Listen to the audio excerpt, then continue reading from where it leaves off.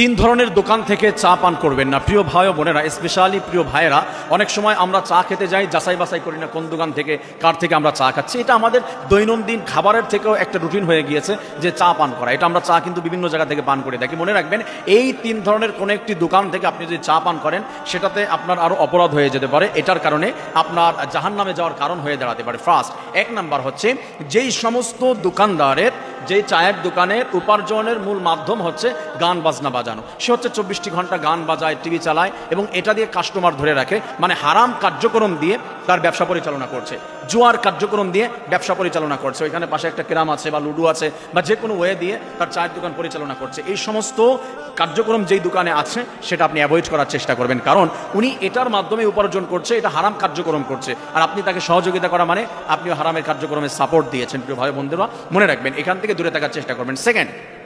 Second হচ্ছে, ওই দোকান থেকে আপনি চা পান করা থেকে বিরত থাকবেন। সেটি হলো, যেই ব্যক্তি হারাম উপার্জন দিয়ে, ওটা রিলেটেড, হারাম উপার্জন দিয়ে সারাক্ষণ সুদের কার্যক্রমের সাথে জড়িত এবং দোকানটাও নিয়েছে সুদের টাকা এনে, এরকম অনেক সুদারু অনেক সুদের টাকা এনে দোকানদারি করছে, সেখানে ব্যবসা করছে, এই সমস্ত চায়ের দোকান থেকে আপনি চা পান করা থেকে দূরে থাকবেন, কারণ আপনিও তাকে সাপোর্ট করেছেন। আপনি এই কার্যক্রম, আপনি সেখান থেকে দূরে থাকবেন, কারণ এমন যদি হয়ে যায় ভাই যে আপনার চা না খেলে হচ্ছে না, আপনি মরে যেতে পারেন, এমন কার্যক্রম হলে আপনি খেতে পারেন, তাতে সমস্যা নেই। মনে হয় এরকম কারো হয় না যে চা না খেলে মরে যাবে, তবে দূরে থাকার চেষ্টা করবেন আমার প্রিয় ভাই বন্ধুরা। এর পরবর্তীতে আরেকটা বিষয় যেটা আমাদের মনে রাখতে হবে 3 নম্বরে, সেটি হলো, এমন কোনো চায়ের দোকানদার যদি সে সারাক্ষণ সে অপবিত্র থাকে, পরিষ্কার পরিচ্ছন্নতা নাই। মনে রাখবেন, আল্লাহ রাসূল সাল্লাল্লাহু আলাইহি ওয়াসাল্লাম কি জানিয়ে দিয়েছেন? আত-তুহুরু শাতরুল ঈমান, পরিষ্কার পরিচ্ছন্নতা ঈমানের অঙ্গ।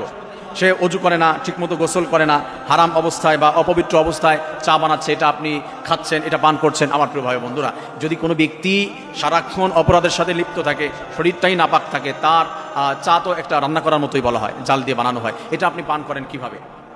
সেটার থেকে আপনি যদি পাশে পরিষ্কার পরিচ্ছন্ন কোনো ব্যক্তি পান, নামাজি পান, তার থেকে পান করার চেষ্টা করবেন। আর যদি এমন হয় যে খুব বেশি প্রয়োজন হয়েছে, আপনি কোনো ওয়ে পাচ্ছেন না, সেখানে বিষয়টা ভিন্ন, কারণ হচ্ছে জরুরতের কোনো মাসআলা নেই, মানে যেখানে বিপদে পড়ে যায় কোনো মানুষ, সেটার কোনো মাসআলা হয় না, যে কোনো পথ সে অবলম্বন করতে পারে। প্রিয় ভাই বোনেরা, আমরা দৈনন্দিন জীবনে যেখানে যাই, ম্যাক্সিমাম টাইমে এমন মানুষ আছে যে চা পান না করলে তার রাতের ঘুম আসে না। তা আমরা যখনই চা পান করবো, যেখানে যাব, খেয়াল করব এই 3টি বিষয় খুব যাচাই বাছাই করার চেষ্টা করব।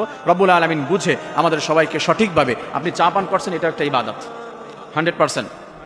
রাসূলের তরিকা অনুযায়ী আল্লাহ তাআলার নাম নিয়ে যখন চা পান করবেন, এটার ভিতরে আল্লাহ তাআলা সওয়াব দিয়ে দিবে, আলহামদুলিল্লাহ। আমার প্রিয় ভাই বোনেরা, এই জন্য এই ইবাদতটি আমরা যেন ভালোভাবে করতে পারি, রব্বুল আলামিন সেই তৌফিক দান করেন, আমিন।